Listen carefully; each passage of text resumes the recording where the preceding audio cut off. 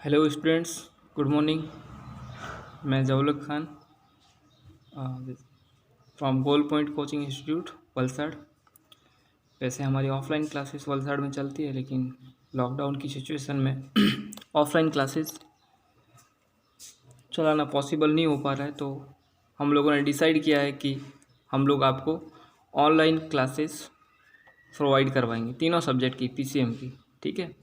और केमिस्ट्री के जो वीडियो है वो ऑलरेडी आपको यूट्यूब पे मिलना चालू हो गया है हमारे चैनल पे, और मैथ्स के वीडियोस आज से हम लोग प्रोवाइड करवा रहे हैं आपको।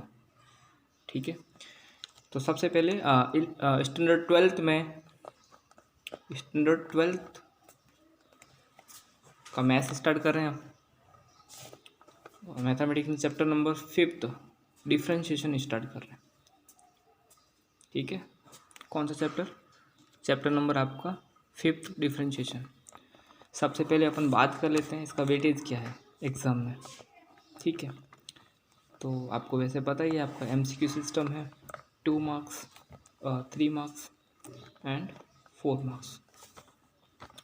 तो इस चैप्टर से आपके 3 एमसीक्यूज हैं, एक 2 मार्क्स का क्वेश्चन है और एक 3 मार्क्स का। और टोटल जो वेटेज है आपका, टोटल वेटेज जो है वो आपका है 8 मार्क्स। ठीक है। कितना है? 8 मार्क्स।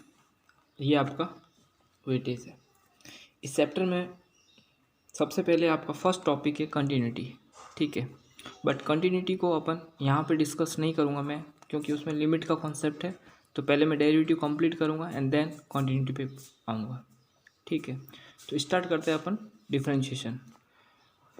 डिफरेंशिएशन में सबसे पहले, जैसा कि आपने 11th में पढ़ा था, लिमिट एंड डेरिवेटिव। ठीक है। तो फॉर्मूलेज जो है वो मैं यहाँ पे सबसे पहले लिख देता हूँ, आपको लर्न करना है फॉर्मूला। ठीक है। फर्स्ट फॉर्मूला है आपका d/dx x⁻n, n x⁻n-1। Second है आपका d/dx sin x, तो sin x का क्या होगा? cos x। ठीक है। थर्ड फॉर्मूला है आपका d/dx cos x का होगा आपका माइनस का sin x। फोर्थ फार्मूला है आपका d/dx tan x, ये है आपका sec² x। नेक्स्ट है आपका d/dx sec x, ये आपका है sec x into tan x। Then next है आपका cosec x, ये आपका है माइनस का cosec x into cot x। And then cot x is equals to minus का cosec² x। देन है आपका d/dx a⁻x, तो इसका होगा a⁻x इंटू log a। अब यहाँ पे a क्या है? a जो आपका है वो क्या होगा? कांस्टेंट होगा। ठीक है।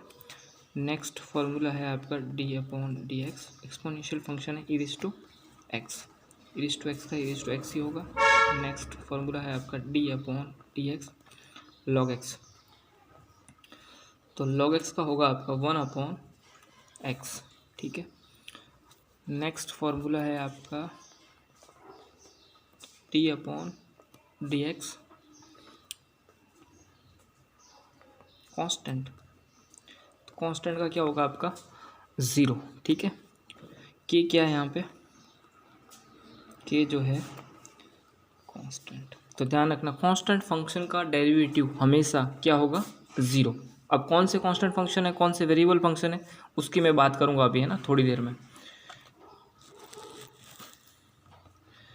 ठीक है। तो नेक्स्ट है आपका d/dx √x का एक वैसे ज़रूरत नहीं है, लेकिन आप याद रखना 1/√x। नेक्स्ट है आपका 13 d/dx साइन इनवर्स x, तो ये आपका है 1/√1 - x²। कॉपी कर लिया। और नेक्स्ट आपका है 14 फॉर्मूला।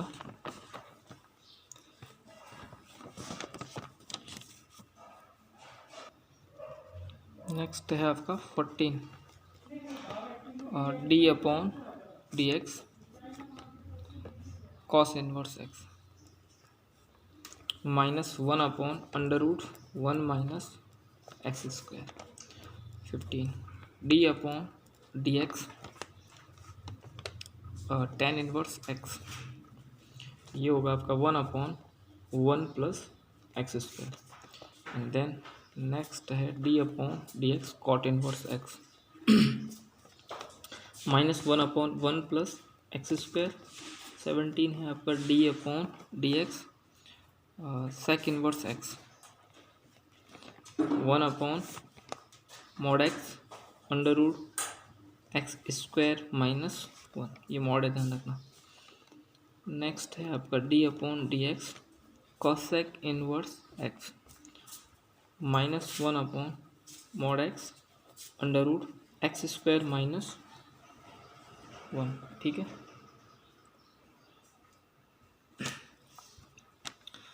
हो गया। अब देखो इसमें साइन इनवर्स का फॉर्मूला देखो आप, साइन इनवर्स का 1 upon under root 1 minus x square, और कॉस स्क्वायर में जस्ट रिवर्स साइन चेंज करना, माइनस। टेन में प्लस है, कॉट में क्या हो जाएगा आपका माइनस, सेक में प्लस है, कॉस सेक में क्या हो जाएगा आपका माइनस, ठीक है।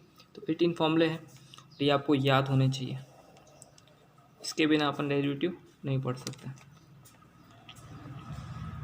अब सबसे पहले मैं आपको बता देता हूँ कांस्टेंट फंक्शन जो मैंने यहाँ पे बात करी, कांस्टेंट फंक्शन कौन से होते हैं। तो फर्स्ट है मेरा कांस्टेंट फंक्शन, और यहीं पे लिख देता हूँ सेकंड में है आपका वेरिएबल फंक्शन, ठीक है। कांस्टेंट फंक्शन और वेरिएबल फंक्शन बहुत इंपॉर्टेंट है, कांस्टेंट फंक्शन ध्यान रखना, क्योंकि यहीं पे दिक्कत होती है सर कांस्टेंट क्या है। तो जैसे एक एफ ऑफ एक्स दे रखा आपको, F of x equals to दे रखा आपको 4। अब ये फंक्शन जो है क्या एक्स पे एक्स के साथ वेरी कर रहा है क्या। जैसे मैंने पुट किया, putting x equals to 1, function क्या मिल रहा है वैल्यू, देखो इनपुट आपने 1 पुट किया, पुट कर दिया 1, क्या मिला आपको, कुछ चेंज हुआ नहीं, 4। Next put x equals to 0, क्या मिला, देखो फंक्शन आपका इक्वल्स टू कितना मिला आपको 4। फिर आपने पुट किया, पुट एक्स इक्वल्स टू 2, देखो क्या मिल रहा है, एफ ऑफ 2 इक्वल्स टू क्या मिल रहा है 4। क्या चेंज हुआ क्या फंक्शन के आउटपुट में, आउटपुट में चेंज हुआ, यहाँ पे भी 4, यहाँ पे भी 4 और यहाँ पे भी 4, ठीक है। तो मेरे कहने का मतलब है यहाँ पे कि जो आपने इनपुट डाला, देखो इनपुट आपने अलग अलग नंबर डाले हैं ना, लेकिन आउटपुट आपको क्या मिल रहा है, आउटपुट चेंज हुआ क्या, नो चेंज, आउटपुट में कोई चेंज नहीं आ रहा है। आपने इनपुट चेंज किया है, क्या क्या चेंज किया है, पहले 1 रखा, फिर 0, फिर 2, लेकिन आउटपुट आपका हमेशा क्या रहा, 4 4 और 4, मतलब आउटपुट चेंज नहीं होगा। मेरे कहने का मतलब है फंक्शन जो है वो एक्स पे डिपेंड नहीं कर रहा है, टोटली कांस्टेंट है विद रिस्पेक्ट टू एक्स। आप एक्स कुछ भी पुट करो, जो आपका आउटपुट है यानी कि ये जो 4 है वो हमेशा क्या रहने वाला, कांस्टेंट। तो इसको क्या बोलेंगे अपन, कांस्टेंट फंक्शन। अब देखो मैं एक एग्जांपल देता हूँ वेरिएबल फंक्शन का, f of x equals to एक एक्स क्यूब है, ठीक है। अब ये वेरिएबल है और ये कांस्टेंट है, क्यों देखना, अभी समझा देता हूँ आपको। एक्स इक्वल्स टू मैंने 1 पुट किया, पुट करके देखो एफ ऑफ 1 का क्यूब कितना होगा, 1 का क्यूब 1 ही होगा। एक्स इक्वल्स टू मैंने 2 पुट किया, एफ ऑफ 2, तो यहाँ पे रखना, ठीक है, एक्स की जगह, तो 2 का क्यूब तो कितना हो जाएगा आपका 8। फिर मैंने पुट किया एक्स इक्वल्स टू 3, कुछ भी कर लिया, 3 कर लिया, तो एफ ऑफ 3 यहाँ रख रहा हूँ मैं, ठीक है। तो कितना मिल रहा, देखो 3 का क्यूब कितना हो जाएगा, 3 का क्यूब 27। अब आप देखो 1 पुट किया तो 1 पे आपका आउटपुट क्या मिला 1, 2 पुट किया, 2 पे आपका आउटपुट कितना हो गया 8, देखो चेंज हो रहा है आउटपुट आपका। फिर मैंने 3 पुट किया, 3 पे आपका आउटपुट कितना हो गया 27, देखो 8 से कितना हो गया 27। तो इनपुट चेंज हो रहा है तो क्या चेंज हो रहा है साथ में, आउटपुट भी वेरी कर रहा है। जैसे जैसे आपका एक्स वेरी करेगा वैसे वैसे आपका आउटपुट जो वैल्यू है वो भी क्या करेगी, वेरी करेगी। समझ में आ गया। तो ये कौन सा फंक्शन होगा आपका, वेरिएबल फंक्शन, और ये जो फंक्शन है वो कौन सा है, कांस्टेंट फंक्शन। ठीक है, अब एक और एग्जांपल समझाता हूँ। कुछ बच्चे बोलते हैं कि सर ये भी कांस्टेंट होना चाहिए, ये वेरिएबल क्यों है ऐसा। जैसे डेरिवेटिव करेंगे अपन इस टाइप का फंक्शन, जैसे आ गया 2x, f of x equals to क्या है 2x। अब ये कांस्टेंट है या वेरिएबल है। कुछ बच्चे बोलते हैं कि सर ये 2 तो कांस्टेंट है और x क्या है, वेरिएबल। तो दोनों क्या है सर, मिक्सअप है, मिक्सअप। ऐसा कुछ नहीं होता है ना, मिक्सअप विक्सअप कुछ नहीं, ये आपके कॉन्सेप्ट है, पास में रखो आपके। अब देखो पुट करके देखता हूँ मैं, x इक्वल्स टू मैंने 1 पुट किया, तो f ऑफ 1, तो 2 इंटू एक्स की जगह कितना रखा 1, कितना मिला आपको 2 मिला। 2 पुट किया, 2 इंटू एक्स की जगह कितना रखा 2, कितना मिला 4। ठीक है, चेंज हुआ कि नहीं हुआ, पहले कितना आया था 2 आया था, फिर कितना आया 4 आ रहा। तो ये पूरा फंक्शन जो है वो क्या फंक्शन, कौन सा फंक्शन है, वेरिएबल फंक्शन। समझ में आ रहा है। इससे ये तो कांस्टेंट, इसके साथ में इनटू में, इससे कोई फ़र्क नहीं पड़ रहा है। लेकिन क्या इसमें एक्स है, इस फंक्शन में एक्स है, बिल्कुल ये एक्स का फंक्शन है, बिल्कुल है। तो चेंज होगा, चेंज होगा तो हमेशा ये कौन सा फंक्शन होगा आपका, वेरिएबल फंक्शन। समझ में आ रहा है। इसका इस कांस्टेंट से कोई लेना देना नहीं है, ये सिर्फ इसके क्या है, मल्टीप्लाई में। इसका कोफिशिएंट है किसका, एक्स का, लेकिन ये कांस्टेंट मत बोल देना। तो जब भी डेरिवेटिव कांस्टेंट आएगा उसको मैं बाहर रख दूंगा। अब समझ में आ गया। एक तो ये फंक्शन है और एक ये, समझ में आ रहा है। ये कांस्टेंट है और ये क्या है आपका, वेरिएबल। ठीक है, चलो आगे चलते हैं। अब अपन फर्स्ट क्वेश्चन को लेता हूँ मैं और उसके कुछ एग्जांपल सॉल्व करता हूँ। Sorry, first formula. ठीक है, फर्स्ट फार्मूला क्या था अपना, फर्स्ट फार्मूला आपका था d/dx x/n। बिल्कुल बेसिक से करेंगे अपन। ठीक है, और डेरिवेटिव पे 10 दिन के अंदर ऐसी कमांड बना लेंगे ना, आप कोई भी क्वेश्चन क्रैक कर सकते हो डेरिवेटिव का। ठीक है, तो इसमें क्या फॉर्मूला बताया था मैंने, इसका n आगे आएगा आपका और n माइनस क्या हो जाएगा आपका 1। ठीक है, देखते हैं। अब देखो एक एग्जांपल लेता हूँ मैं, d/dx x/6। ठीक है, x/6। सेम ये फॉर्मूला देखो, ये फॉर्म बन रही, नीचे x है, बिल्कुल बेस में x है, पावर n है, यहाँ पे पावर कितना है 6, लगाओ फॉर्मूला।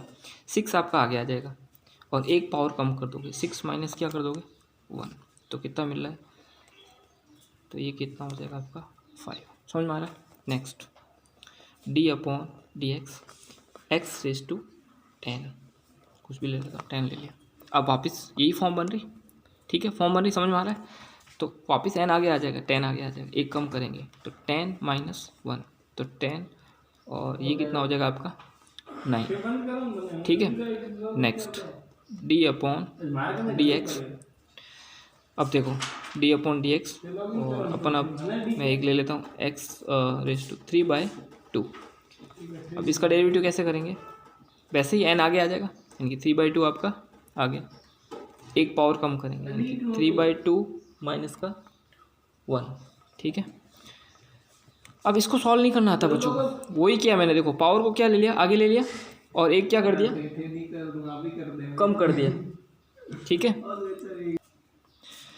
ठीक है, तो मैंने पावर को आगे ले लिया और एक कम कर दिया। अब आप देखो इसको सॉल्व कैसे करेंगे। 3/2 माइनस का क्या है 1।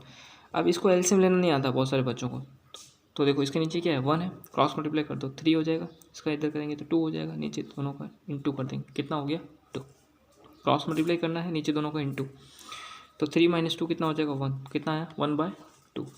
तो यहाँ पे हो जाएगा 3/2 आपका ऑलरेडी आगे है, और इसको सॉल्व किया तो कितना आया 1/2। तो ये आपका आंसर हो गया। नेक्स्ट d/dx 1/x⁵ कितना है आपका, यहाँ पे ले लिया मैंने 7।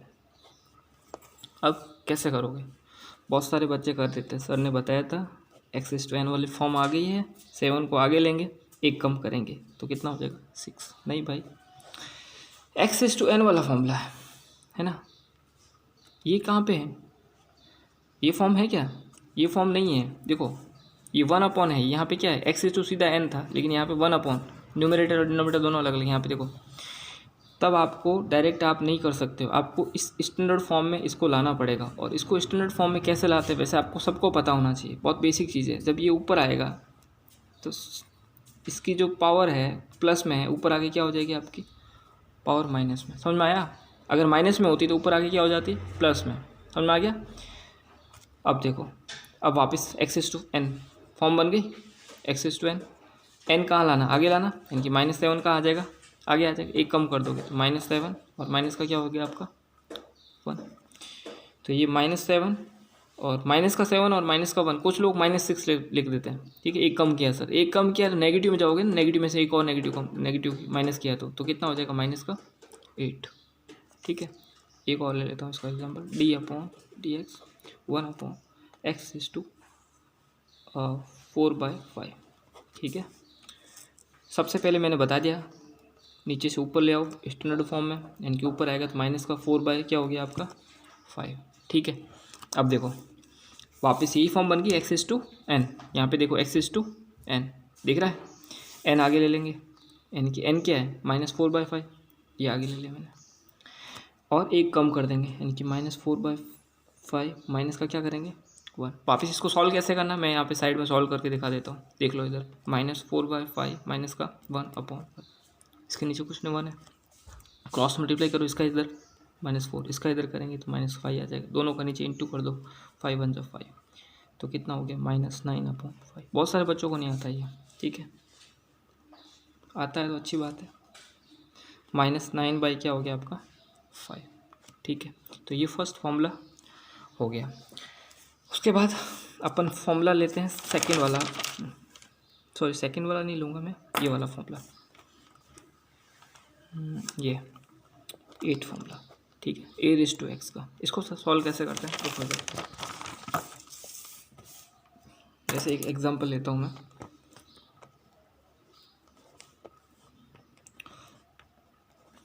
d/dx 2⁻x। कैसे सॉल्व करोगे 2⁻x को, वही फॉर्मूला देखो, कौन सा फॉर्मूला, d/dx a⁻x। क्या फॉर्मूला था, मैं यहाँ पे साइड में लिख रहा हूँ, फॉर्मूला था आपका a⁻x इंटू log a, ठीक है, यहाँ पे भी लगाओ फॉर्मूला।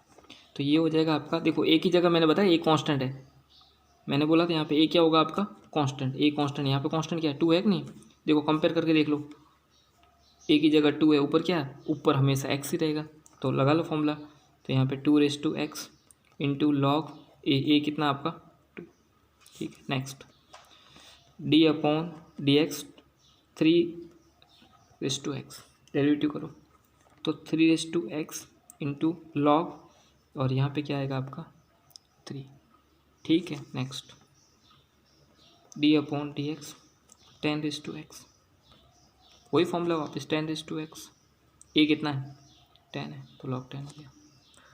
समझ में आ रहा है? तो ये आपका ये वाला फॉर्मूला समझा दिया मैंने, कौन सा फॉर्मूला ये। अब नेक्स्ट आपको बताना है मुझे कांस्टेंट वाला 11, इसका क्या होगा 0। अब देखो अभी कांस्टेंट फंक्शन मैंने आपको बता दिया, जिसमें भी x नहीं होगा वो हमेशा क्या होगा कांस्टेंट। जैसे मैं एक एग्जांपल लेता हूँ, d/dx 100 का आपको डेरिवेटिव करना है, किसका 100 का, कितना होगा। अब बताओ इसमें x है क्या, अरे इस टर्म्स में x है क्या, नहीं है ना। और जब नहीं होगा तो उस फंक्शन को अपन क्या बोलेंगे कांस्टेंट, और कांस्टेंट फंक्शन का रिजल्ट डेरिवेटिव क्या होता है 0। समझ में आया? आप कांस्टेंट फंक्शन किसको बोलते हैं अभी मैंने बता दिया है आपको, देखो कहाँ गया, ये देखो कांस्टेंट फंक्शन जिसमें x है ही नहीं, x का फंक्शन है लेकिन यहाँ पे x नहीं है, तो सारे फंक्शन क्या होंगे कांस्टेंट फंक्शन, और कांस्टेंट फंक्शन का डेरिवेटिव क्या होगा 0 होगा, ठीक है। तो ये देख लो इसमें x है क्या, नहीं है, तो क्या हो जाएगा आपका 0। एक और एग्जांपल ले लो, d/dx a ले लिया, ठीक है, ये a है। अब इसमें x है क्या, नहीं है ना, x है क्या, नहीं, तो प्योर कांस्टेंट है। आप रख के देख लो, फंक्शन f(x) इक्वल्स टू क्या है आपका a है। अब आप वैल्यू पुट करो, 1 पुट करो तो भी क्या मिलेगा आपको a, 2 पुट करो तो भी क्या मिलेगा आपको a, 0 पुट करो तो भी क्या मिलने वाला आपको a। तो चेंज किया क्या, नहीं किया है ना, हमेशा क्या रहने वाला आपका a ही रहने वाला। तो क्या हो जाएगा कांस्टेंट फंक्शन, और कांस्टेंट फंक्शन का डेरिवेटिव हमेशा क्या होता है 0 होता है।